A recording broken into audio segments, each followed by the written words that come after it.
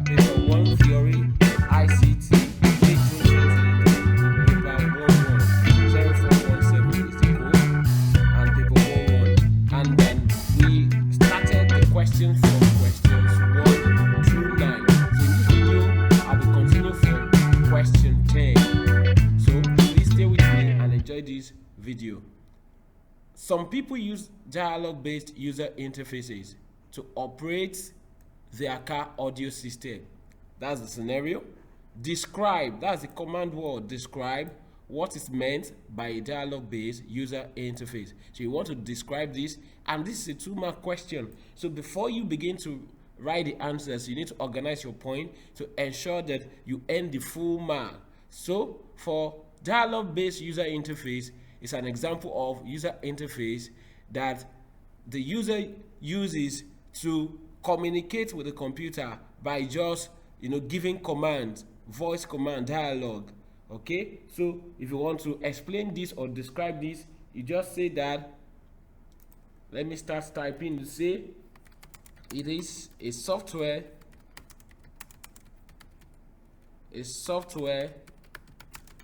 that interacts through speech recognition. So if you want to interact with the computer, you use a software that enables you to interact through speech recognition.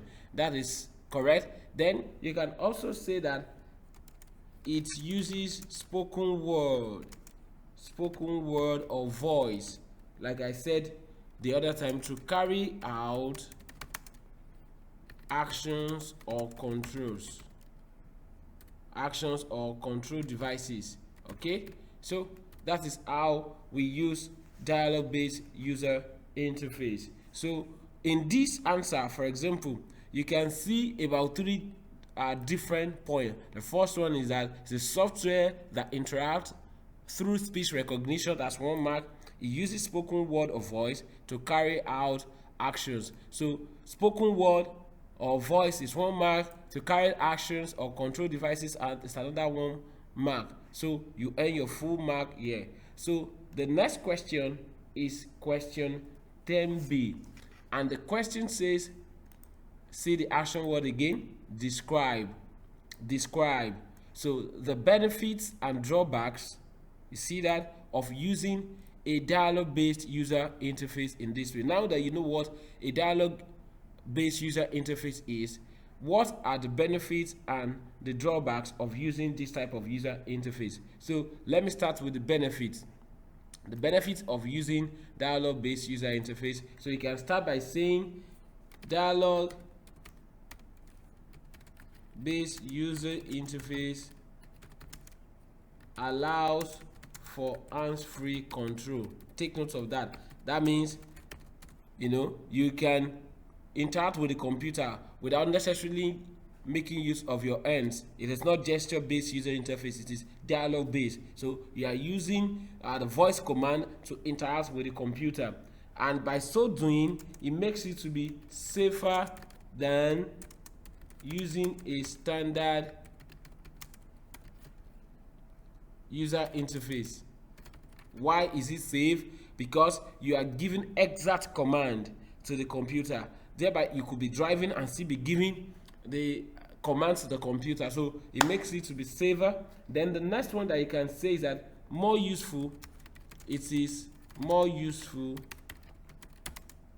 for physically disabled users. So people that have physical disability can still control and use the computer very well. So those are benefits you can mention. And if you see the question is a 4-mark question, that means you could give 2 benefits and 2 drawbacks, or 1 benefit, 3 drawbacks, or 3 benefits and 1 drawback. So I've given about 3 benefits here. So let's go to the drawbacks now.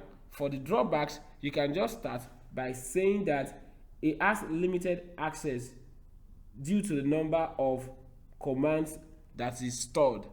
It's not the standard user interface, so it has limited access due to the number number of stored command. So that means the extent to which the stored commands are, listed, that is the extent to which you can give commands to the computer. That is what this statement is saying, and by so doing, it is more expensive to develop because all these voice commands need to be stored, more expensive to be developed. And another thing is that user needs to be trained for them to understand. So, and then the user needs to also train up the computer, so to say, to store the commands for appropriate actions. Another thing is that you can say that it can be distracting. It can be distracting if the command are not understood. Okay, if the voice command are not understood, it can be distracting. So you can see the computer doing something different from what you intended, it to do. So these are some of the drawbacks of dialogue-based user interface. Then the next question, let's see that, and that is question 11. Okay, let's read. Portable hard drives can be solid-state drives or hard disk drives. So you can see that, or hard disk drives. So explain why the SSD may be better than the HDD. Why SSD may be better than the HDD. This is simply asking the benefit of using SSD rather than HDD, and the keyword or the command word here is explain. You look at the marks allotted to this. This is a 4-mark question, so this will help you to organize your point like I've been saying. So you can say the SSD is more portable. Why is it more portable, you may ask? Because it is a solid state drive, so it doesn't have moving parts. That makes it to be portable. You can be sure that you can take it everywhere without visible damage, so to say, okay, compared to HDD.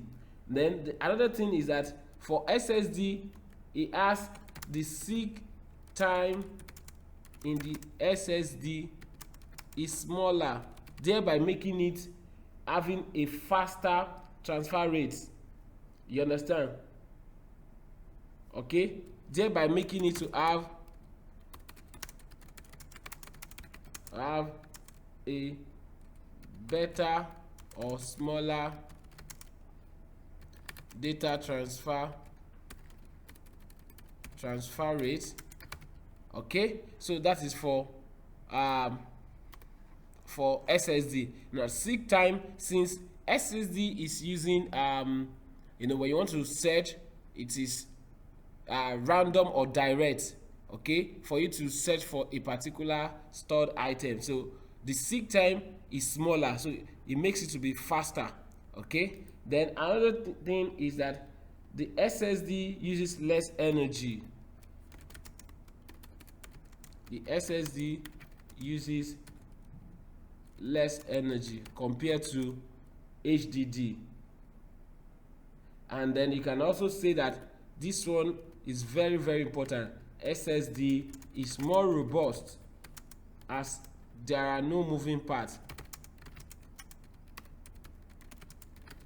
So that robustness means that it cannot just get damaged easily. It can withstand tough handling because there are no moving parts in SSD. So all of these points are valid, so any 4 of them will earn you the full mark in this question. So let's go to question 12.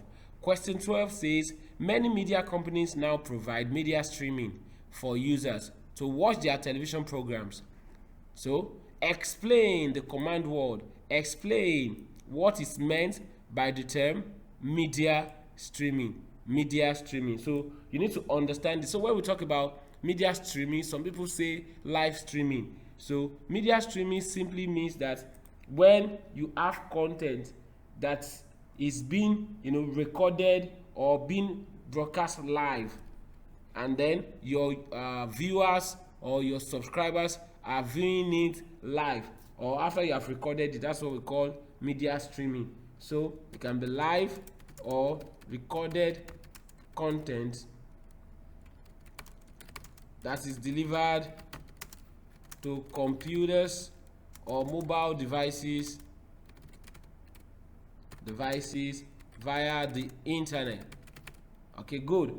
Then usually the content are played back in real time. That's live streaming in real time or on demand. Okay, then this makes it allows the user to view the media without necessarily downloading it.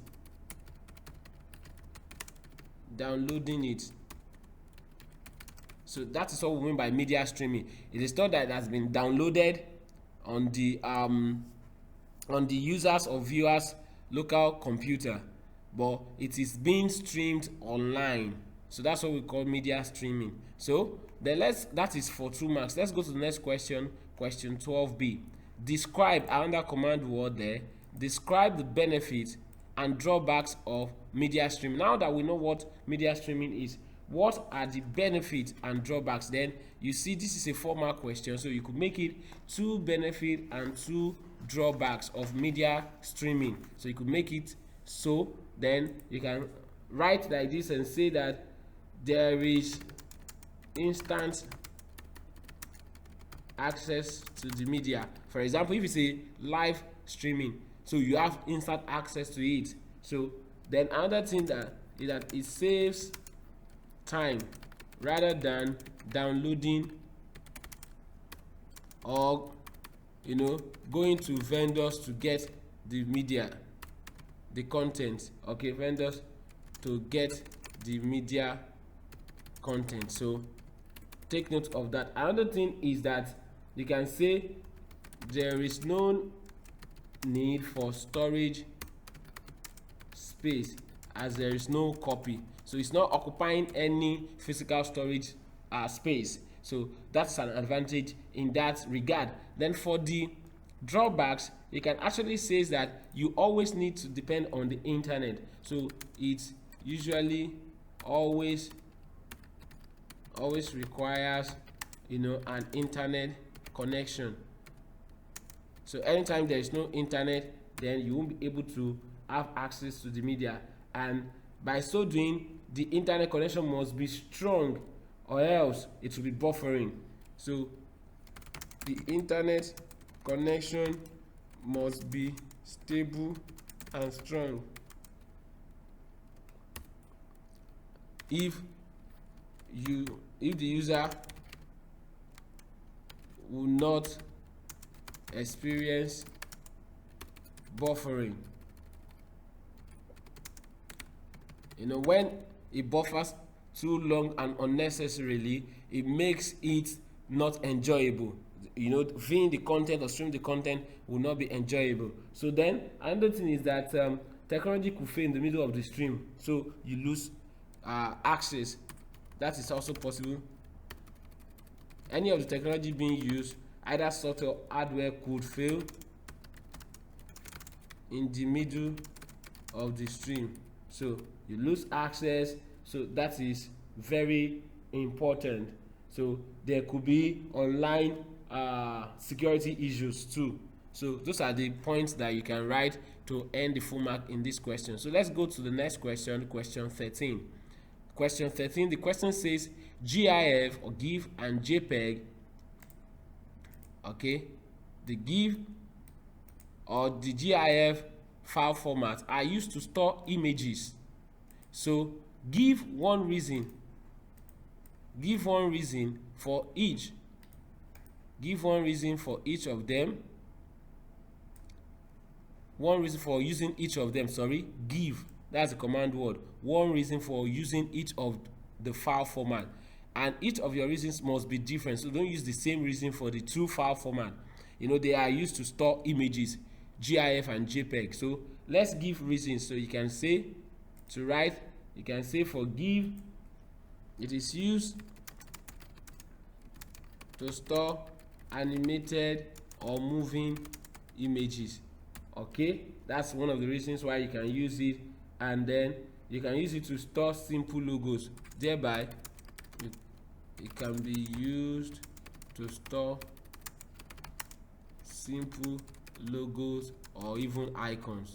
Okay, then for JPEG, you can just say that it is used to store photographic graphic images without complex colors and gradients. So take note of that. So then let's go to the next question, question 13b. The command word here is explain. Explain. What are you explaining? The differences between the two file formats. Now you know how the two can be used, the reasons why we use them. Now talk about the differences, and this is a 6-mark question, so you could make it 3-3. For GIF, you can say that GIF stand for you can say GIF stand for graphics interchange format. So that's a difference. As simple as that seems, it's a valid difference format. Whereas JPEG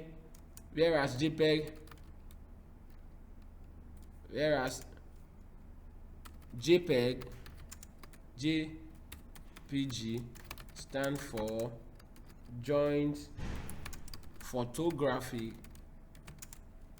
Experts Group. Okay, good.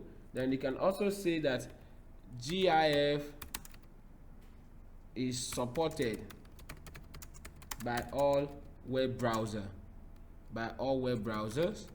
That's for GIF, supported by all web browsers. That's a valid point. Take note of that. And it can be animated images. GIF images can be animated. Okay, moving or still images. That's the meaning. GIF stores moving or still images, whereas JPEG on the other hand stores only still images. Whereas JPG stores only still images. Okay, that's another valid point. You can also say that image quality never degrades with resales, especially with GIF. For GIF, image quality never degrades. So if you resave it, it does not, reduce the quality. And then another thing about it is that it features background transparency. GIF, features background transparency. Okay, that means the image can be so designed or formatted such that the background can be made transparent. So that's the meaning. But for JPEG, where JPEG, like as I continue, JPEG supports 24-bit colors. JPEG supports 24-bit color, whereas while GIF supports 8 bits, 8 bits colors. So 8-bit colors. Okay, then another thing is that it uses lossy compression. That is for JPEG. JPEG uses lossy compression. Okay, and there is no background transparency. Okay, that is that. You can also say that enlarging the image can cause pixelation. Images stored in JPEG can cause pixelation. So it will be pixelated, like it's getting blurry as you begin to enlarge it. So those are the points you can use to gain full marks in this question. Take note of that. Then the next question is Question C, 13C. And what does it say? The file size of an image can be reduced by changing the file format of the image. You see that? So you can change the file format of the image. Then state two other ways. State the command word, two other ways of reducing file size of an image. So you can say when you change the resolution, you know, the higher the resolution, the heavier the image file will be. Okay, so changing the resolution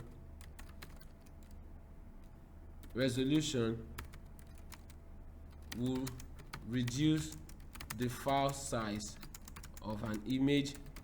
Okay, but that could also affect the quality.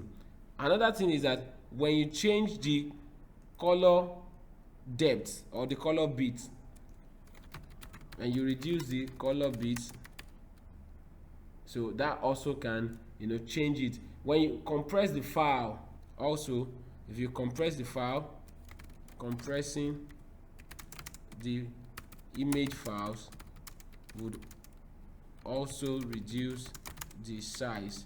So these are some of the points you can use. This is a 2-mark question, so any 2 points here, you know, will earn you the full mark. Then question 14, the command word here is identify the most appropriate method for reducing data entry errors from the descriptions given. So the descriptions have been given and we have 3 of them here. So the question says that identify the most appropriate method for reducing data entry error. So in entering data into the computer, there are chances that errors will be made. So what are the methods to deploy to reduce the data entry errors? So A, manually checking the data without reference to the original copy. So what kind of error would that remove? It's going to remove error, especially with grammar. So that is proofreading. So that is proofreading. Okay, good. Then the next one is checking that the data being entered is reasonable. That is validation. Validation is a process of ensuring data being entered is reasonable and meets certain criteria. So validation is the correct answer here. Then the next one is preventing errors when data is copied from one medium to another. So what kind of error would that remove? That is verification. So it's a method used to prevent errors when data is being copied from one medium to another. And that is all about the question. So in this video we have concluded the paper we started, and that is May-June 2023 paper 1-1.